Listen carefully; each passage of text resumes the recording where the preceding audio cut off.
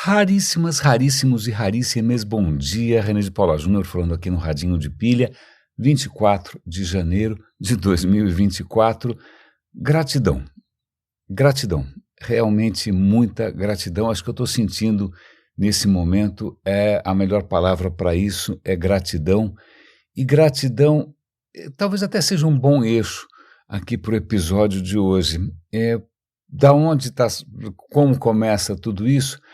Ontem, à tarde, mais ou menos, recebi ali um e-mail avisando que às 8 horas da noite haveria uma live de um personagem que foi absolutamente fundamental na minha vida, assim, eu conheci há quase 40 anos e foi ali um divisor de águas, é dali que acho que realmente as coisas começam a fazer mais sentido. E ontem ele ia fazer uma live com o título Como Rir até dos maus encontros. E a imagem usada era aquela cara muito querida, gargalhando, e eu estou falando aqui de Luiz Fugante. Luiz Fugante está à frente hoje de uma iniciativa que muitas vezes eu divulgo aqui no Radinho, que é a Escola Nômade. Então ontem eu não ia ter muito tempo, né, para assistir a live toda, mas eu consegui entrar logo no começo, eu consegui cumprimentá-lo, ele me cumprimentou também. Eu mandei uma declaração de amor pública e para todo mundo ver, e eu desci e falei, bom, não vou conseguir assistir muito mais agora. Comecei a rever a live agora de manhã, ouvi lá uns 15, 20 minutos, e puxa, me fez bem. Então, é uma imensa sensação de gratidão. Agora, gratidão ao quê? Esse é um bom tema. Né, gratidão ao acaso, vou falar que graças a Deus, graças a, sei lá que é graça, não, graças a Ele. Né, graças a ele, graças por esse encontro, que realmente foi um encontro bastante feliz, gratidão pelos bons encontros, né, que a gente acabou tendo por aí ao longo da vida. Esse acho que é um tema interessante, sobretudo porque ontem eu ouvi uma conversa interessantíssima entre dois personagens que, pelo visto, ali também tem uma relação de respeito e admiração mútua gigante. Faz parte eu assino mesmo, eu pago, né, pelo canal Intelligence Squared, que é uma plataforma inglesa, se eu não me engano, que promove debates e tal, e ontem tinha um debate muito interessante, não é nem um debate, era uma conversa, entre o Richard Dawkins, né, biólogo, e o Daniel Dennett, que também é um cientista, que acho que ele é um neurocientista, se eu não me engano. Ele tem um livro que acho que fez bastante sucesso, que chama Das Bactérias até Bach e de Volta, né? E uma conversa tão interessante, e o que eu achei legal foi, acho que é o primeiro tema que eles tocaram. O Dennis está lançando um novo livro que ele já está bem velhinho, até ouvi-lo falar é um pouco, às vezes, demanda um pouco de paciência, porque ele hesita, ele para, né? Mas de qualquer maneira está bastante lúcido. Ele lançou um livro com a sua própria biografia, né? Uma vida movimentadíssima, o cara fez tudo que você pode imaginar, mergulhou, nadou, uma vida realmente épica, né, e que deixou um legado interessantíssimo em termos de pensamento. Ele é praticamente um filósofo, um pensador, não é? E é interessante porque o Dawkins, muito respeitoso, muito carinhoso, é um pouco, a gente costuma, eu não sei se vocês já tiveram alguma exposição ao Dawkins, ele nem sempre passa essa impressão, mas ele é um cara bastante cordato, né? Mas ele pede para o Dennett contar um pouco mais de um capítulo, que acho que é um dos capítulos iniciais ali, cujo título em inglês é Thank Goodness. Na língua inglesa você tem inúmeros, não sei se eufemismo é a palavra certa, mas é algum tipo de substituição para evitar falar a palavra God, que pode parecer, sei lá, uma coisa, você está profanando o nome da divindade em vão. Então, para evitar, acho que por uma questão de respeito religioso, você falar Thank God, existe a expressão Thank Goodness, né? Oh my God, não vamos, deve ter algum mandamento aí do nome em vão, sei lá eu. Então, vamos falar oh my goodness, né? Sei lá, faz parte de uma tradição de respeito religioso, você não colocar o nome da divindade à torto e à direito, né? Aqui no Brasil a gente usa para qualquer coisa, mas então eles acabam usando goodness no lugar, e goodness quer dizer bondade. né? E ele coloca o título do capítulo de Thank Goodness, que em princípio você fala, bom, o cara queria falar Thank God, mas ele é um cara pio, né? Não, é Thank Goodness mesmo, porque o que ele está contando é que num certo momento ele estava velejando, essas coisas aventureiras, e ele não passou muito bem, moral da história, ele estava com um pepino cardíaco simplesmente colossal, foi internado, escapou de morrer por muito pouco, né? Foi realmente uma grande sorte. E aí ele conta, parece que ele conta com bastante transparência e humanidade a experiência dele de internação e de tratamento. E aí o thank goodness é, na verdade, o agradecimento dele à bondade humana, a bondade das pessoas, a bondade dos médicos, a bondade da ciência, né? Que ele foi salvo não por, sei lá, conjunções astrais, querubins, anjos, por alguma intervenção divina. Não, ele foi salvo por pessoas, né? Vale lembrar, o Dennett também é ateu. Então, inclusive, eu procurei ele na Audible, eu adoro Audible, estou sempre falando isso para vocês, eu tinha alguns créditos sobrando ali. Eu peguei um livro que é um encontro entre o Dawkins, o Stephen Fry, que eu admiro imensamente, uma figura generosíssima, querida, nossa, uma erudição extraordinária, o Dennett e um outro cara que eu não sei quem que é. Então, meu próximo audiolivro, eu vou ouvir esses caras todos conversando. Tá bom, mas aí, voltando, a gratidão dele pelas pessoas. Pelas pessoas, não há nada transcendente, há nada, sei lá o que, imaterial, há alguma coisa, não, as pessoas, e é uma coisa que a gente esquece, porque é das pessoas que a gente depende. E o próprio Dawkins falou, olha, quando eu encontro um médico, eu me emociono quase até as lágrimas, porque a vida desse cara é salvar pessoas que ele não conhece. Tudo que ele estudou, tudo que ele faz é justamente no intuito de salvar pessoas que ele não conhece. Que gratidão que a gente tem que ter. E, aliás, eu tenho manifestado essa gratidão quando eu vou tomar uma vacina, seja o que for, né? Eu agradeço a enfermeira. Eu falo, olha, muito obrigado pelo trabalho que vocês fazem. O trabalho que vocês fazem é absolutamente maravilhoso, né? E é verdade. Então, eu estou com um pouco essa ideia na cabeça. É lógico que eu vou falar de outras coisas aqui, mas eu queria manter um pouco esse tom, ou sei lá, essa emoção, essa sensação, né, para a gente resgatar um pouco aquilo que nos une. Eu estava ouvindo agora o próprio Luiz Fugante, vou dar o link, óbvio, para vocês assistirem uma conversa, a live dele durou 1 hora e tanto, em que ele coloca isso de uma maneira muito clara. Nós somos seres relacionais, a gente só existe em relação, né? Todo esse papo de pensar no livre-arbítrio do indivíduo, da razão isolada, falou, esquece, cara, esquece. A interioridade é uma ficção, nós somos seres relacionais, né? Nós existimos em relação, e essas relações que nós criamos, essas relações nos criam também. Então, até acho que o Fugante vai acabar reforçando ali, é a nossa responsabilidade pelos bons encontros, né? Por provocar encontros que nos fortaleçam, por provocar encontros que aumentem a nossa própria potência. E uma potência que é uma potência generosa, não é uma potência opressora, não é uma potência egoísta. Bom, pronto, já estou falando aqui que nem o Fugante, acho que eu fiquei empolgado. Mas vamos lá, o que mais que podemos, vamos respirar um pouco, né? Respirar um pouco. Já que eu falei em respiração, ontem eu estava fascinado com a história toda de, sei lá do que eu estava falando ontem, da fotossíntese e da endossimbiose dos cloroplastos e das mitocôndrias, que coincidência, né? Você tem esse... Estamos aí um bom encontro, né? De repente, uma criatura unicelular engole, né? Tem um encontro com o cloroplasto, com a cianobactéria. Essa cianobactéria sabia fazer fotossíntese, os dois se encontram, nunca mais se separaram, e a gente tem as plantas, né, que a planta é um encontro dessas duas criaturas lá atrás, né, uma coincidência imensa, né, e aí elas produzem oxigênio, e esse oxigênio que permite que lá para frente outras criaturas respirem, e você também consegue respirar, você e todas as criaturas por aí que respiram, é a grande maioria, né, você consegue respirar por causa de um outro bom encontro, né? Quando duas criaturas unicelulares, uma engole a outra, e a que foi engolida falou, bom, pensando bem, acho que eu vou ficar por aqui, está tudo muito bom, eu vou virar uma mitocôndria, né? Então a usina de força, a usina de respiração que produz energia dentro da sua célula também foi um bom encontro. Mas por uma coincidência, digamos também um bom encontro, ontem eu tinha lá na minha timeline do YouTube, dos canais que eu assino, uma aula de bioquímica. Eu falei, meu Deus do céu, mas eu não entendo nada de bioquímica, não precisa dizer, eu não fiz biológicas, eu fiz exatas, depois eu fiz humanas, mas eu não fiz biológicas.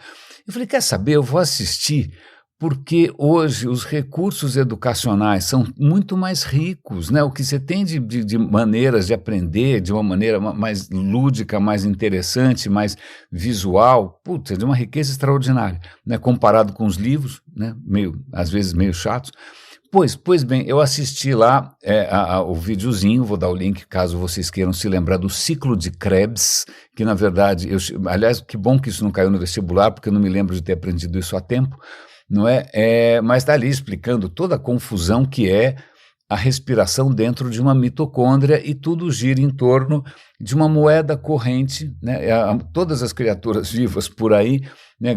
Deve ter tem alguma exceção, não sei, mas aquelas que respiram, pelo menos, a moeda corrente é a energia, e essa energia está armazenada na forma de ATP, adenosina trifosfato, é uma molécula, certo? Essa que é a moeda corrente, é isso que faz tudo mexer no nosso corpo, né? Então a gente quando respira e consome, e queima as calorias do nosso almoço, do nosso café da manhã, isso é traduzido o quê? Isso é como se fosse uma conversão de moeda, você engoliu euros ou dólares, ou seja, o que for em termos de energia, e isso vai ser convertido para a moeda que o seu corpo usa. A moeda que o seu corpo usa é a ATP.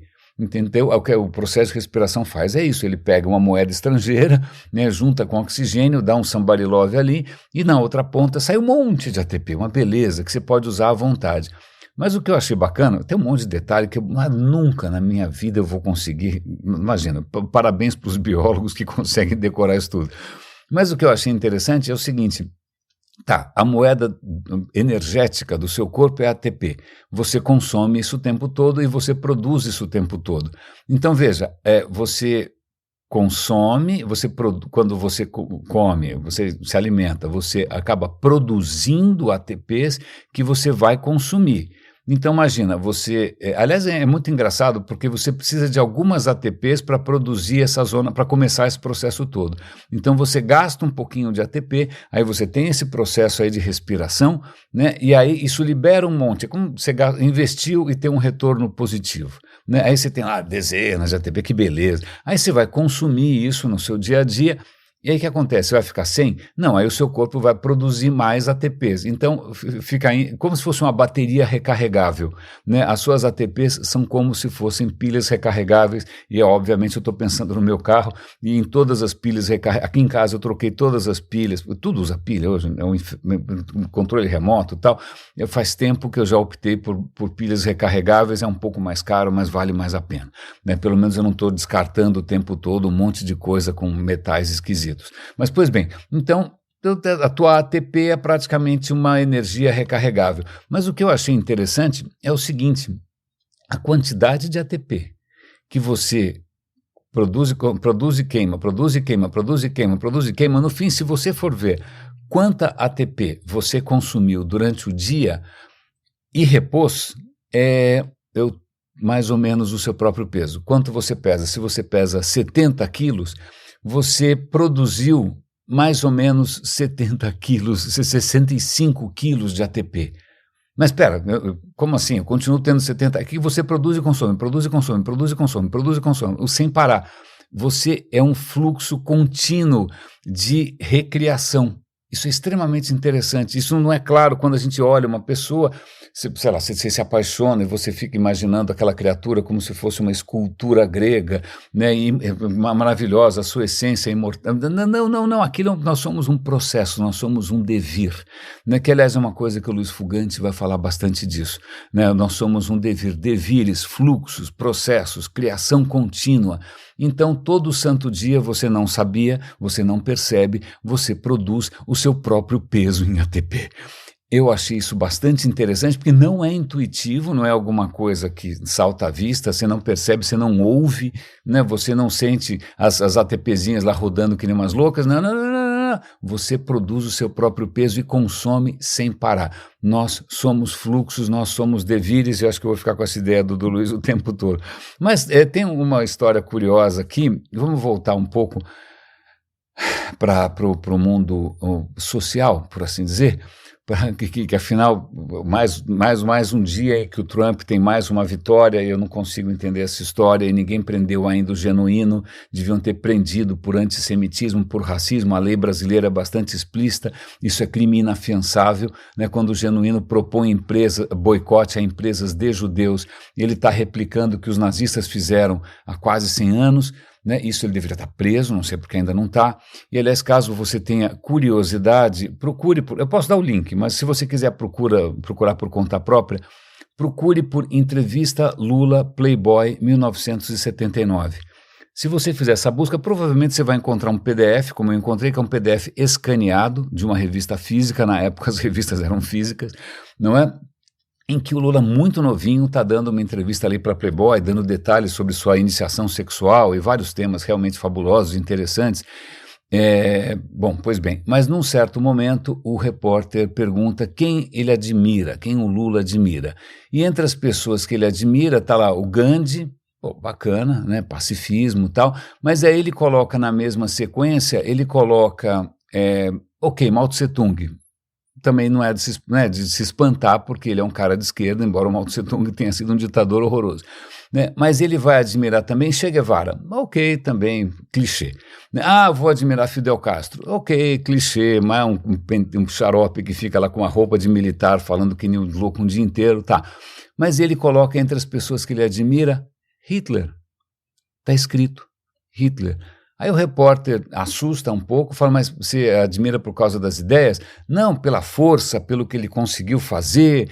Então, realmente, é uma figura admirável. E o Khomeini também. Khomeini, que é outro tirano monstruoso no Irã. O Irã virou uma teocracia pavorosa.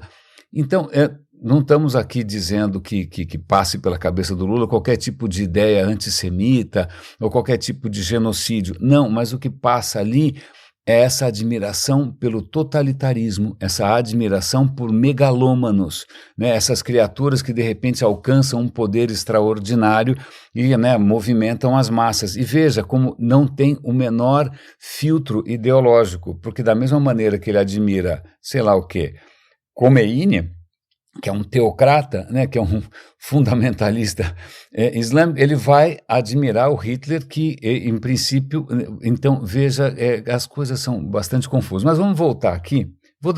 Procurem vocês mesmos, se alguém não achar, eu passo o PDF, eu achei outro dia desses, tal. Acho que até compartilhei uma foto de tela no meu Instagram. É uma coisa bastante assustadora, que vai muito nessa linha do que a gente vem falando faz tempo aqui no Radinho, que existem pessoas que talvez tenham nascido sem coração, que não sabem o que é amar, que a única coisa que eles conseguem imaginar é a manipulação, é o status, é ser adorados, né, adorados pela sua posição, e isso não é uma questão ideológica, não é a ideologia que acaba sendo só um pretexto, ou simplesmente uma narrativa para justificar essa fome por essa posição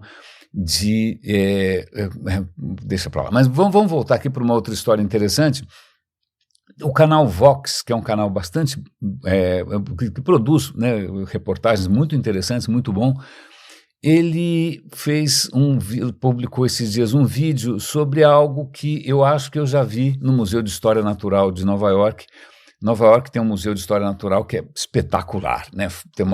Tem uma réplica de uma baleia azul pendurada no teto, tem ossos de dinossauro para tudo quanto é lado, é magnífico, cheio de criancinhas, aí você fica morrendo de inveja de quem é vizinho de uma coisa dessas, né? Ou de quem mora num país onde isso está ali, em suma. Mas voltando, Museu de História Natural, que eu adoro, toda vez que eu posso eu visito, não é? Mas ali tem uma peça que eu acho que eu olhei, mas não prestei muita atenção, que era um meteorito. E tem ali um meteorito de dezenas de toneladas, um meteorito de ferro.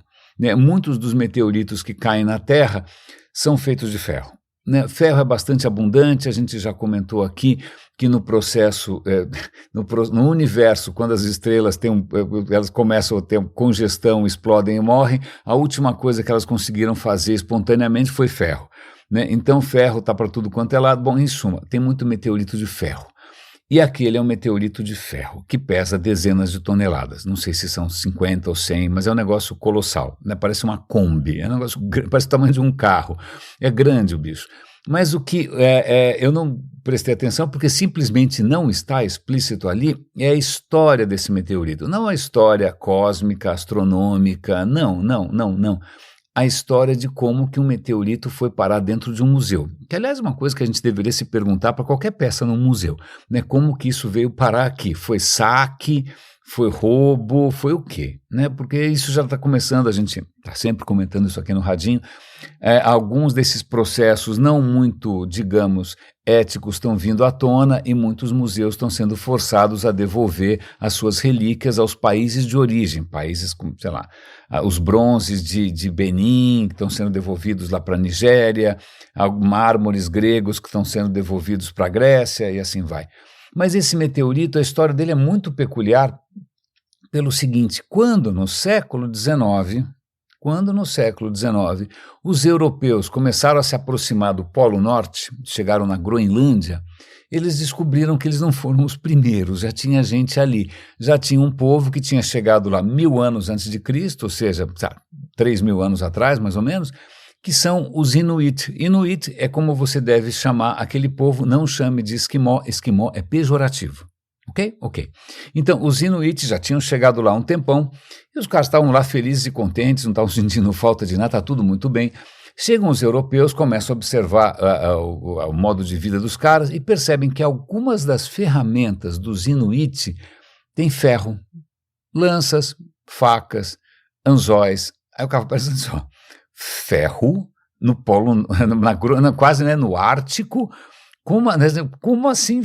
Primeiro, ferro, imagina, os europeus demoraram um tempo imenso, né? Não só os europeus, também o norte da África. As culturas demoraram muito tempo para descobrir como produzir aço ou produzir ferro, porque, sei lá, produzir bronze também dá um certo trabalho, mas porque você tem que combinar vários elementos, mas, sei lá, bronze você consegue derreter facinho. Né?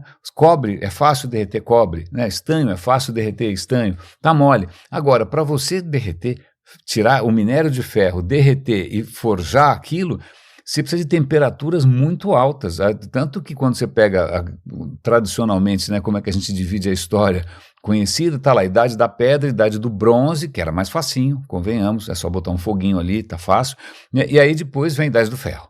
Né, o ferro demanda aí que você faça um fole, que fique alguém ali pulando em cima do negócio para fazer o carvão ficar queimar numa temperatura mais alta.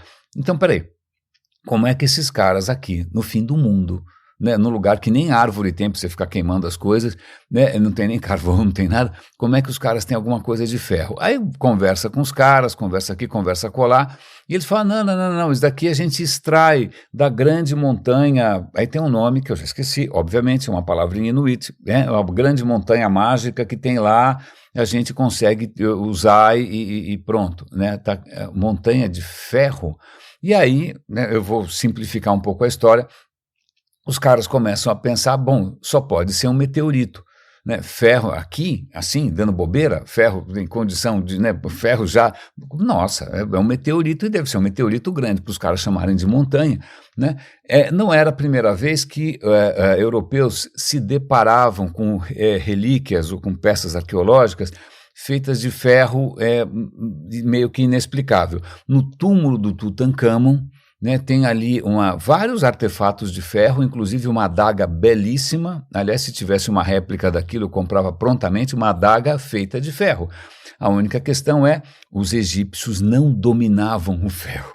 Os egípcios não sabiam extrair, nem... Então, peraí, de onde saiu essa adaga de ferro? Alienígenas? Não foram alienígenas, mas a palavra para aquele metal né, a palavra, os hieroglifos, né, a escrita para aquele metal é o metal que veio do céu, tem até lá um solzinho. Né? Então, os próprios egípcios sabiam que aquilo tinha vindo do céu, não nas asas, ou não no disco voador, não, nada, porque tinha caído do céu na forma de meteorito. No deserto, se cai um meteorito, é relativamente fácil você achar, porque afinal o deserto é tudo da mesma cor, qualquer coisa que tenha alguma outra cor, pode ser um meteorito. Então, veja, o Tutankhamon tinha ali uma coisa de luxo, né, uma coisa extraordinária. Eu adoraria ter uma réplica, aliás, que é uma adaga belíssima feita de meteorito. E aí o cara devia até fantasiar, nossa, isso daqui deve ter poderes extraordinários, porque efetivamente veio do céu, não é? Pois bem, então não era a primeira vez, não queria dizer que os caras tinham dominado o processo de fundição, forja, nada disso. E aí começa a saga para tentar entender lá na Groenlândia onde que está esse negócio, ninguém consegue chegar. Bom, em suma, aí até que surge um personagem que parece um personagem de filme, que é um cara chamado, acho que é John Peary, se eu não me engano, posso estar errando o nome aqui, estou falando de memória, que era um cara estupidamente bem nascido, né, um cara rico, e que resolveu ser um daqueles exploradores, né, se juntar àquele bando de homens brancos, ricos e bigodudos, que por uma questão de vaidade, aquelas sociedades geográficas, aquelas coisas que parece que você está lendo, sei lá, Júlio Verne, né, que querem explorar os lugares que o homem branco ainda não chegou. Pois bem, esse cara tinha uma fissura de chegar no Polo Norte. Ponto. Ninguém tinha chegado no Polo Norte, ele queria ser o primeiro, então ele começa a fazer expedições, ele acaba entrando em contato com os Inuit. No começo a relação é uma relação respeitosa, é uma relação em que é meio ganha-ganha, porque ele vai aprender o modo de vida, ele vai aprender a caçar, ele vai conviver com os caras, ele vai trocar sei lá, peças interessantes ali dos Inuit por, sei lá, armas de fogo, coisas que vão ajudar o dia a dia dos caras, porque era uma vida bastante sacrificada. Então, sei lá, o Inuit ganha um balde e dá, sei lá o quê, né? Peles valiam uma fortuna. Então, o que o Peary está fazendo ali, não só é uma questão quase que antropológica, né, de conhecer uma outra cultura, mas ele está enchendo o bolso de dinheiro. Mas, pelo menos nesse momento, a relação ainda tem um certo ganha-ganha, porque os Inuit estão realmente melhorando o seu modo, o seu nível de vida. Né? Então, tudo bem, alguns pegam doenças dos europeus, tem uma epidemia aqui, outra ali, mas, por enquanto, tudo bem. O Peary começa a pirar o cabeção. Na verdade, o Peary está querendo juntar dinheiro para patrocinar a grande expedição para o Polo Norte, que ia custar uma fortuna, certo? Certo. E aí, o que acontece, ele encasqueta com essa história desse meteorito. Vou resumir. Ele acaba descobrindo ali um Inuit, canta o cara, dá lá um troco, não sei o que ele dá pro cara, uma garrafa de cachaça, não sei. E aí o cara finalmente mostra onde tem esse meteorito.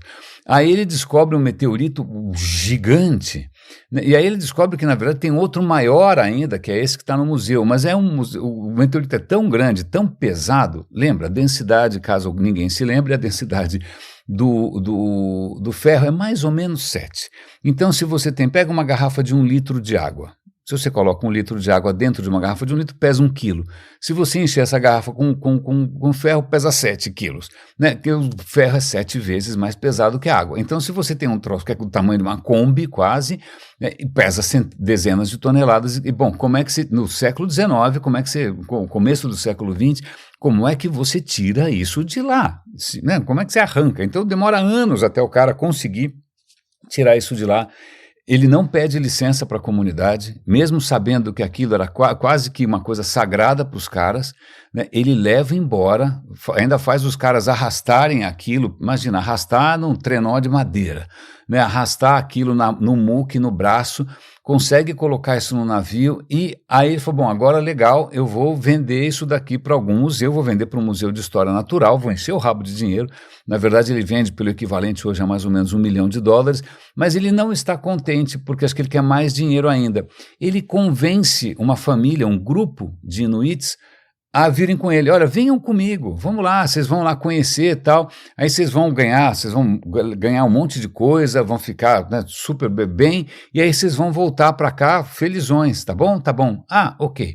Uma família topa, uma família que é papai, mamãe, uma filhinha, um garotinho de 7 anos, e eu acho que um outro rapaz, né? Ele bota todo mundo no navio e leva esse povo todo para o museu. Né? Até o museu não consegue tirar o raio do meteorito de dentro do navio, porque o negócio pesava pra caramba. Bom, em suma, e esse povo todo chegou em Nova York. Imagina você sair da Groenlândia, um frio miserável, e você vai parar em Nova York, certo? É mais quente. Né? Então, o que foi feito? Ele tinha prometido que eles iam ser tratados regiamente, que todo mundo ia cuidar deles. Não, na verdade, ele entrega eles para o museu. O museu vai estudá-los, certo? Vai estudá-los, vai fazer experimentos científicos. E para quê? Para fazer aquelas medições. Lembre-se que nesse momento ainda existe muita gente acreditando em raças, certo? Né? Se bem que acho que o cara que estava no museu de Nova York era o Franz Boas, ele não era tão monstro assim, monstro mesmo era o Morton, que a gente já comentou aqui. O Morton era um outro desses aventureiros que era crente nessa história de raça superior e raça inferior. Ele circulou o mundo inteiro, África, Ásia, América Latina, etc. e tal, coletando crânios, violando cemitérios, subornando comunidades indígenas, arrancando cabeças com um machete. Né? Esse cara era um monstro. Né? O Boas acho que era melhorzinho. Mas, de qualquer maneira, esses ossos, esses restos humanos vão parar em algum lugar, certo? Certo. Então, em suma, essa família desse grupo de Inuit acaba ficando hospedado, não é a palavra certa, porque eles botam os caras num quartinho no subsolo do museu, um lugar horroroso, úmido. Eu não preciso dizer que, imagina, os caras não têm anticorpos, os caras não estão acostumados a esse clima, não estão acostumados a essa comida.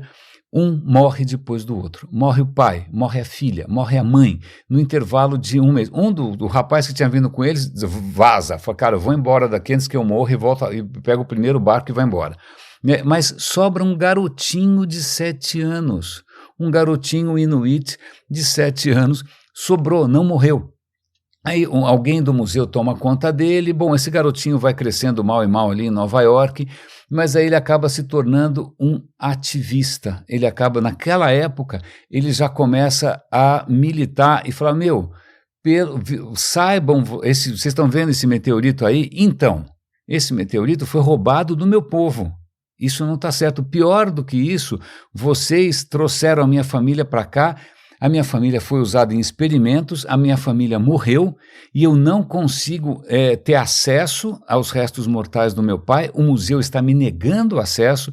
Eu quero dar o enterro, né, fazer os rituais necessários do meu povo para o meu pai, e o museu está me negando o acesso. O museu se apropriou dos restos mortais do meu pai. Bom, os jornais na época já tem N ilustrações, isso vira uma grande sensação, uma história.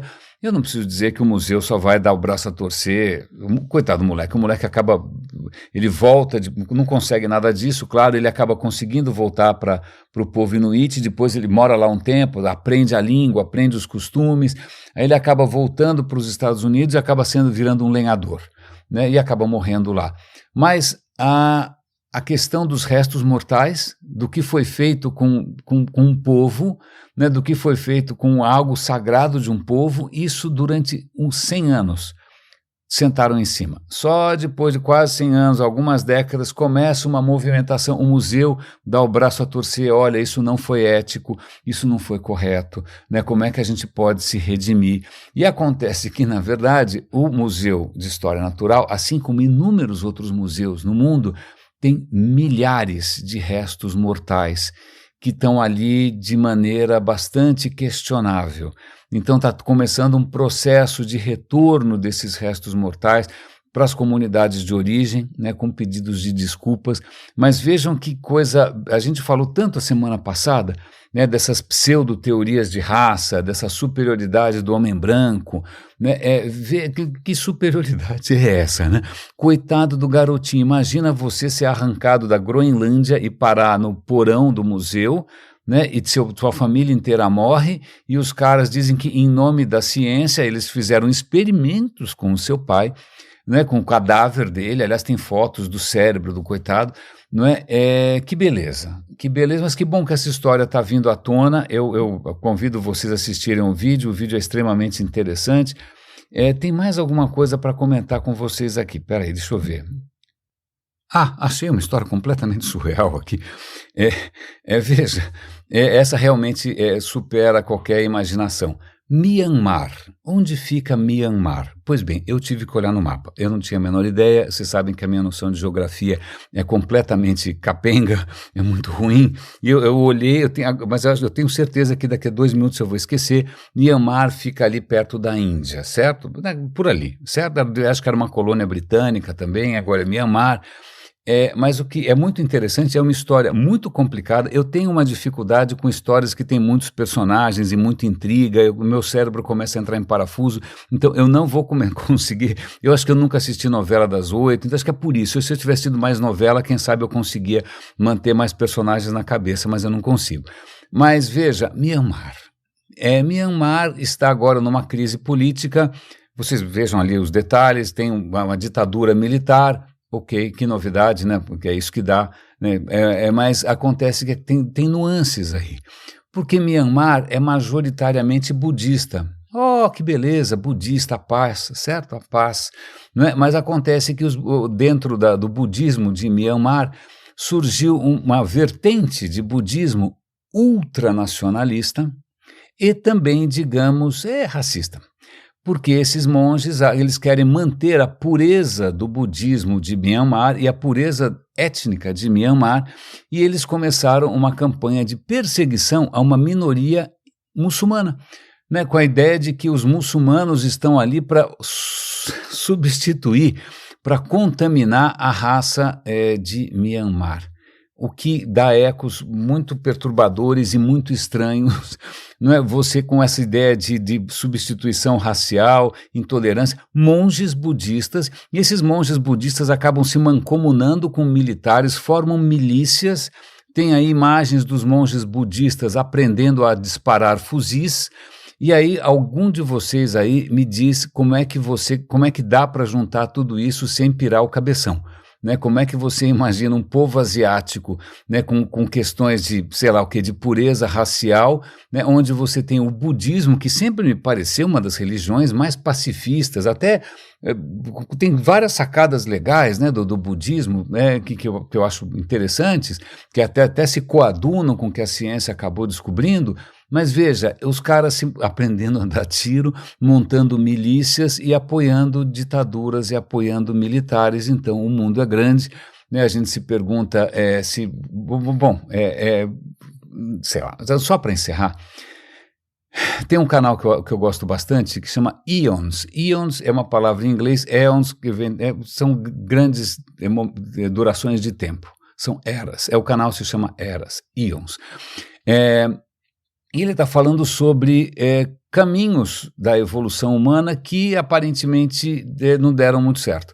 Não necessariamente humano, da evolução dos nossos primos, né? E ele vai mostrar, esse canal mostra uma coisa que eu não sabia. Num certo ponto ali na África do Sul, descobriram um garotinho, descobriu uns dentes, né? E aí um paleontólogo ficou interessado, olha, veja só, de novo essa coisa meio questionável. Fala, você achou uns dentes aí, que legal, eu vou te dar um chocolate, você me dá os dentes. Então veja, né, o cara está prestes a ganhar um prêmio Nobel enganando o molequinho. Mas, em suma, eles acharam os dentes, o menino levou até o lugar, eles acharam mais ossos, e eles acharam ali uma espécie que eles nunca tinham visto antes, que tinha um crânio muito avantajado, um crânio muito forte, né? Parecia um gorila, mas não, parecia um humano, mas não, era alguma coisa diferente, e descobriram que pronto, a gente acabou de descobrir uma nova linhagem, né? Uma nova linhagem desses hominídeos, desses primatas, e tanto que o nome foi Paranthropus robustus. Robustus porque o bicho era fortão, Paranthropus porque é ao lado dos humanos, né? Não chega a ser, não faz parte da nossa linhagem, não é nosso ancestral, né? É um primo. Né, enquanto os hominídeos, os nossos ancestrais tomaram um rumo, eles tomaram outro, mas durante algum tempo eles viveram no mesmo ambiente. Então os nossos antepassados conviveram com outras alternativas, né, de caminhos possíveis evolutivos. E aí foram achando um monte desses caras, até a Etiópia, o negócio, o cara se espalhou bastante. Aparentemente, os caras tinham mandíbulas muito robustas, o cérebro não era nenhum espetáculo, tudo indicava que os caras eram especialistas, eles devem ter baseado a sua alimentação num certo tipo de disponibilidade de raízes, etc. e tal, enquanto o nosso ramo da família era generalista, a gente podia comer qualquer coisa, né? Aliás, o que é extremamente interessante, o ChatGPT me ajudou, né? Os caras conseguem identificar qual é a dieta dessas criaturas que viveram há milhões de anos. Estou falando milhões, não é que 100 mil, é milhões de anos. Eles conseguem, pelo dente, eles conseguem ver os risquinhos do dente, os risquinhos correspondem ao tipo de alimento que era comido, e também, se você pegar o esmalte do dente, que dura muito tempo, esse esmalte guarda ali uma assinatura química daquilo que foi comido, e eles descobriram que a dieta dos parântropos era baseada em plantas que faziam a fotossíntese pelo processo C3, enquanto os nossos antepassados comiam um monte de coisa, mas também basicamente plantas que faziam a fotossíntese pelo processo C4. Em suma, tem dois processos de fotossíntese, né? As plantas do mundo se dividem em plantas que fazem pelo processo C3, é arroz, uma batelada de coisas, já esqueci o que, acho que trigo também. Algumas usam o processo C4, que é o milho, e algumas outras, e que é uma adaptação a ambientes mais áridos ou a ambientes mais úmidos. Bom, em suma, com tudo isso eles conseguem mais ou menos descobrir qual era a dieta de cada um, né? Quando que eles conviveram, tudo indica que houve uma mudança climática naquele momento e que isso, como os outros parântropos, os nossos primos, eram especialistas, eles não conseguiram se adequar, né, a essa mudança e entraram em parafuso e desapareceram, né? Os nossos antepassados eram generalistas, provavelmente com a capacidade cerebral maior, conseguiram ter alguma ideia salvadora e pronto, estamos aqui até agora. E uma coisa que eu não sabia, e é uma boa maneira da gente encerrar, é que existe um termo chamado a explosão de MacReady. O que é a explosão de MacReady? Bom, pois bem, MacReady, eu vou dar o link aqui, eu não sabia também. É um pesquisador que ele começou a tentar avaliar, vamos pegar em qualquer momento da história do planeta, quantos animais existem. Ok, tá legal. Agora, quantos animais têm a ver com o ser humano? Como assim? Não, o cachorro, a vaca, né? Tudo aquilo que nos cerca, né? A gente, faz algum tempo já, a gente começou a se cercar de outras criaturas, certo? E também de plantas e tal, que a gente domestica. Bom, em suma, se você pegar há 100 mil anos, sei lá, 100 mil anos, né, e pegasse todas as formas de vida do planeta, tudo aquilo que dizia respeito, que estava ali influenciado pela nossa espécie, é menos de 1%. O que acontece é que nos últimos 10 mil anos, há 10 mil anos atrás, começa uma explosão que talvez tenha a ver com a cognição, que talvez tenha a ver com a capacidade de fazer cultura, que talvez tenha a ver com a capacidade de linguagem, né, que tenha com conhecimento. Hoje, se você somar tudo que está associado ao homem, né, os nossos animais, os nossos rebanhos, as nossas plantações, dá 97% da vida do planeta.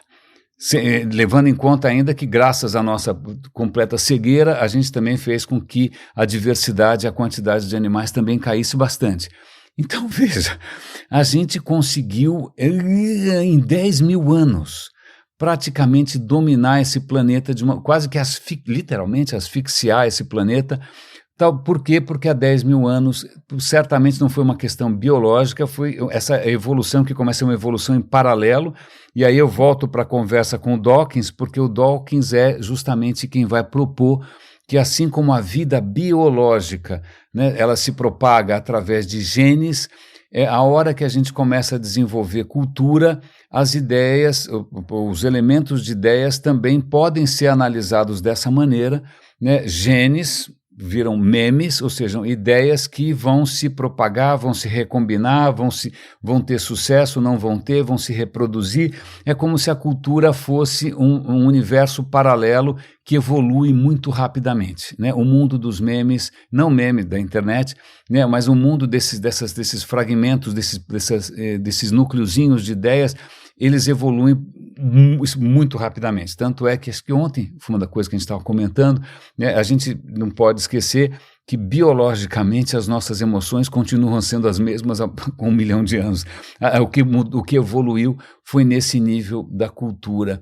Mas o que é interessante, porque, e acho que aí é uma boa maneira da gente encerrar, porque no finzinho da conversa do Dennett com Dawkins, quando eles estão falando dessa história da evolução da cultura e dos memes, um meme, ou uma ideia, ou uma narrativa, né, ela prospera não porque necessariamente ela seja boa, não necessariamente porque ela nos faça bem, não necessariamente porque ela nos torne mais fortes, não, ela se reproduz melhor, simples assim. E isso, inclusive, serve para ideias ruins, né? Então, existem ideias ruins que têm uma capacidade de reprodução, de disseminação, que é absolutamente assombrosa. Eu acho que isso está aí uma coisa extremamente interessante para a gente ver a sobrevivência de ideias estúpidas, ideias que fazem mal, ideias que nos empobrecem, mas que, curiosamente, apesar de... Né, é como se elas fossem um vírus, algumas ideias são praticamente vírus que se multiplicam e empobrecem e enfraquecem a experiência humana, o horizonte do que é possível, apesar de tudo. Tá aí, né? Gostei, acho que eu consegui mais ou menos amarrar as coisas. Eu acho que isso também tem uma ressonância forte com o que o Luiz vai falar na fala dele. Eu convido vocês a assistirem, espero que vocês gostem, espero que seja um bom encontro. Assim como eu espero que todo santo dia aqui no Radinho também seja um bom encontro que te fortaleça. Raríssimes, um grande abraço, cuidem-se por favor e até amanhã.